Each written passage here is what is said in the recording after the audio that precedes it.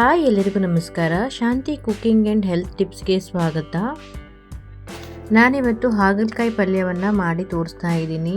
ನಿಮಗೆ ಗೊತ್ತು ಹಾಗಲಕಾಯಿ ಆರೋಗ್ಯಕ್ಕೆ ತುಂಬ ಒಳ್ಳೆಯದು, ಹಾಗೆ ಶುಗರ್ ಪೇಷಂಟ್ಗೂ ಕೂಡ ತುಂಬ ಒಳ್ಳೆಯದು.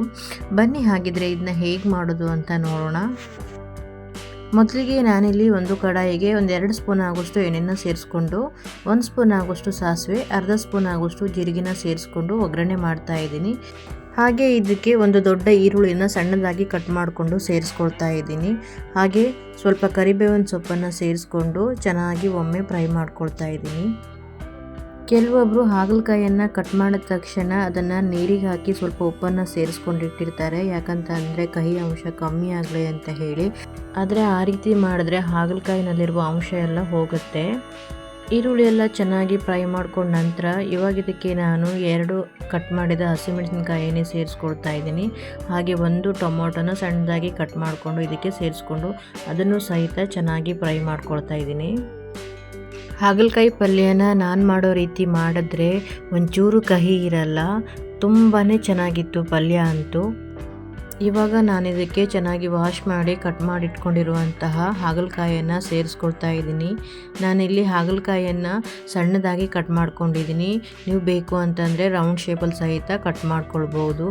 ಹಾಗಲಕಾಯಿ ಹಾಕೊಂಡ ತಕ್ಷಣ ಇದನ್ನು ಚೆನ್ನಾಗಿ ಫ್ರೈ ಮಾಡ್ಕೊಳ್ಬೇಕು ಎಣ್ಣೆಲಿ. ನಿಮಗೆ ಎಣ್ಣೆ ಅಂಶ ಕಡಿಮೆ ಆಯಿತು ಅಂತಂದರೆ ಬೇಕಿದ್ರೆ ಇನ್ನು ಸ್ವಲ್ಪ ಎಣ್ಣೆನ ಸೇರಿಸ್ಕೊಳ್ಳಿ. ಹೀಗೆ ಎಣ್ಣೆಯಲ್ಲಿ ಫ್ರೈ ಮಾಡ್ಕೊಳ್ಳೋದ್ರಿಂದ ಟೇಸ್ಟ್ ತುಂಬ ಚೆನ್ನಾಗಿರುತ್ತೆ. ಇವಾಗ ಇದಕ್ಕೆ 1/4 ಸ್ಪೂನ್ ಆಗೋಷ್ಟು ಅರಿಶಿನ ಮತ್ತು ಅರ್ಧ ಸ್ಪೂನ್ ಆಗೋಷ್ಟು ಖಾರ ಪೌಡ್ರನ್ನು ಸೇರಿಸ್ಕೊಂಡು ಒಮ್ಮೆ ಚೆನ್ನಾಗಿ ಮಿಕ್ಸ್ ಮಾಡ್ಕೊಳ್ತಾ ಇದ್ದೀನಿ.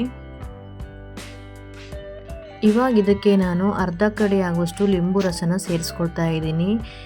ಲಿಂಬು ರಸದ ಬದಲಾಗಿ ನೀವು ಬೇಕಿದ್ದರೆ ಹುಣಸೆಹಣ್ಣಿನ ರಸ ಸಹಿತ ಸೇರಿಸ್ಕೊಳ್ಬೋದು. ಹೀಗೆ ಲಿಂಬು ರಸನ ಸೇರಿಸ್ಕೊಳ್ಳೋದ್ರಿಂದ ಕಹಿ ಅಂಶ ಸ್ವಲ್ಪ ಕಡಿಮೆ ಆಗುತ್ತೆ, ಹಾಗೆ ಟೇಸ್ಟ್ ಕೂಡ ತುಂಬಾ ಚೆನ್ನಾಗಿರುತ್ತೆ. ನಿಮಗೆಲ್ಲ ತಿಳಿದಿರೋ ಹಾಗೆ ಹಾಗಲಕಾಯಿ ಪಲ್ಯ ತಿನ್ನೋದ್ರಿಂದ ಅನೇಕ ಪ್ರಯೋಜನಗಳಿದೆ. ನಮ್ಮ ದೇಹದಲ್ಲಿರುವ ಸಕ್ಕರೆ ಮಟ್ಟವನ್ನು ಕಡಿಮೆ ಮಾಡ್ತದೆ, ಹಾಗೆ ತೂಕ ಇಳಿಸಲು ಸಹಾಯ ಮಾಡುತ್ತದೆ. ದೇಹದಲ್ಲಿರುವ ಕೊಲೆಸ್ಟ್ರಾಲ್ ಅಂಶವನ್ನು ಕಡಿಮೆ ಮಾಡುತ್ತದೆ, ಹಾಗೆ ರೋಗ ನಿರೋಧಕ ಶಕ್ತಿಯನ್ನು ಹೆಚ್ಚಿಸುತ್ತದೆ. ಮುಖ್ಯವಾಗಿ ನಮ್ಮ ದೇಹದಲ್ಲಿರುವ ರಕ್ತವನ್ನು ಶುದ್ಧೀಕರಣ ಮಾಡುತ್ತೆ ಹಾಗಲಕಾಯಿ ಪಲ್ಯ ತಿನ್ನೋದ್ರಿಂದ. ಹೀಗೆ ಅನೇಕ ರೀತಿಯ ಪ್ರಯೋಜನಗಳಿವೆ.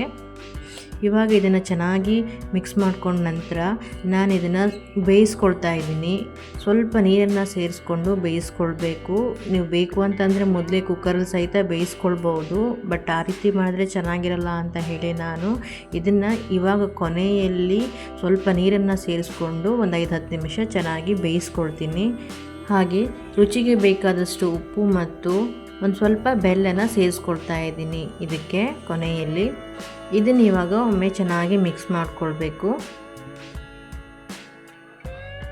ಚೆನ್ನಾಗಿ ಮಿಕ್ಸ್ ಮಾಡ್ಕೊಂಡ ನಂತರ ಇದನ್ನು ಮುಚ್ಚಳ ಮುಚ್ಚಿ 5 ನಿಮಿಷ ಬೇಯಿಸ್ಕೊಳ್ಬೇಕು. ನೋಡಿ, ಇವಾಗ ಆರೋಗ್ಯಕರವಾದ ಹಾಗಲಕಾಯಿ ಪಲ್ಯ ರೆಡಿಯಾಗಿದೆ. ಇದು ಚೆನ್ನಾಗಿ ಬೆಂದಿದೆ, ನೀರಿನ ಅಂಶ ಒಂಚೂರು ಇಲ್ಲ ಇದರೊಳಗಡೆ. ಈಗ ನೋಡಿದ್ರಲ್ವ, ಒಂಚೂರು ಕಹಿ ಇಲ್ಲದೆ ಹಾಗಲಕಾಯಿ ಪಲ್ಯನ ಹೇಗೆ ಮಾಡೋದು ಅಂತ ಹೇಳಿ.